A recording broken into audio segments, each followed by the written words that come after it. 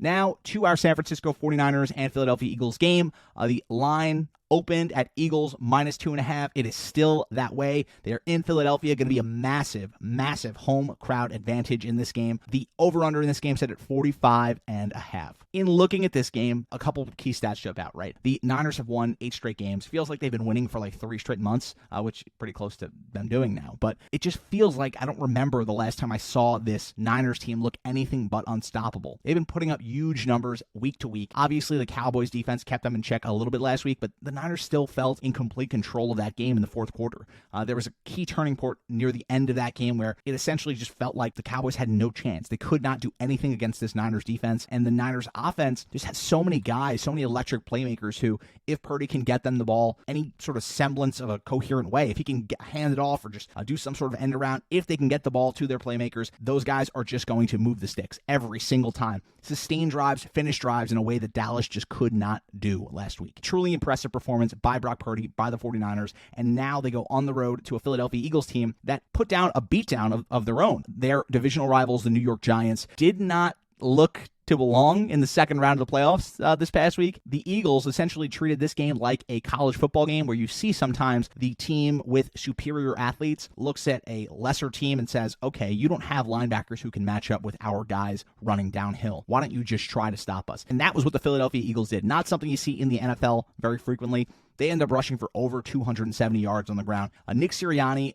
impressive to the end. The guy just constantly impresses me as a head coach. This secondary, this defense continues to play lights out, and Jalen Hurts just continues to get guys the ball on time, and their playmakers, the Eagles playmakers, continue to impress. There's nothing else you can really say about this offense. They've been operating at the highest level from week 1 on. They continue to roll, and now they face one of their biggest tests of the entire season. If anyone has listened to this show or any other show by gambling prognosticators around the internet, you will have seen that people have been fading Brock Purdy over and over again, and all he does is kick people in the teeth when they do so. At the highest stage, on the highest stage, in Philadelphia, Purdy is without a doubt facing his toughest test of the season. The Eagles are 2.5-point favorites. They are going to cover that spread. Nothing that the Eagles have done over the past couple months, when healthy, has led me to believe that they are anything but the best team in the NFC. I know how good the Niners have looked, but when this defense in Philadelphia is healthy, they are so dominant on the back end, especially in that secondary.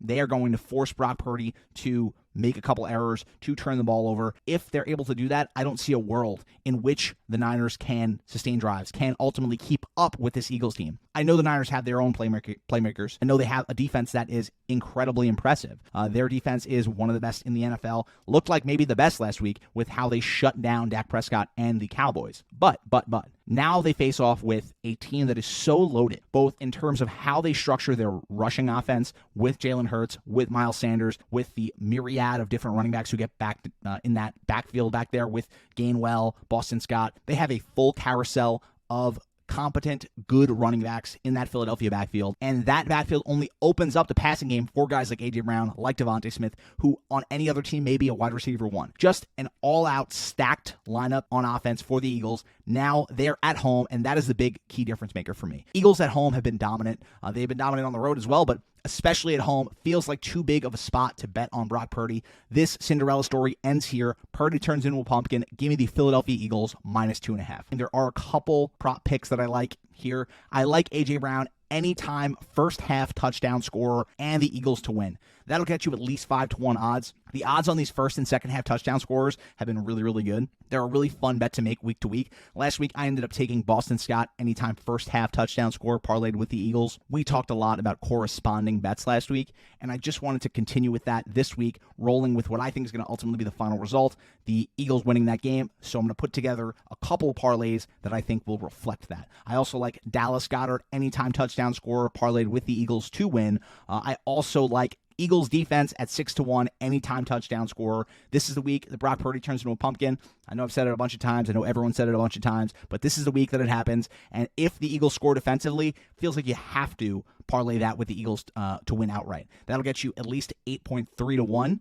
So if you bet $10, you get 83 back. Those are my prop picks for this week's Eagles-Niners game. I'm going to give you guys a teaser that I like at a smaller number. The Niners teased up to 8.5 feels right. Feels like a game that a line that I just love. Even though I'm probably going to end up, spoiler alert, picking the favorites in both of these games this coming Sunday, I will in all likelihood be on both teams in a teaser capacity of some kind.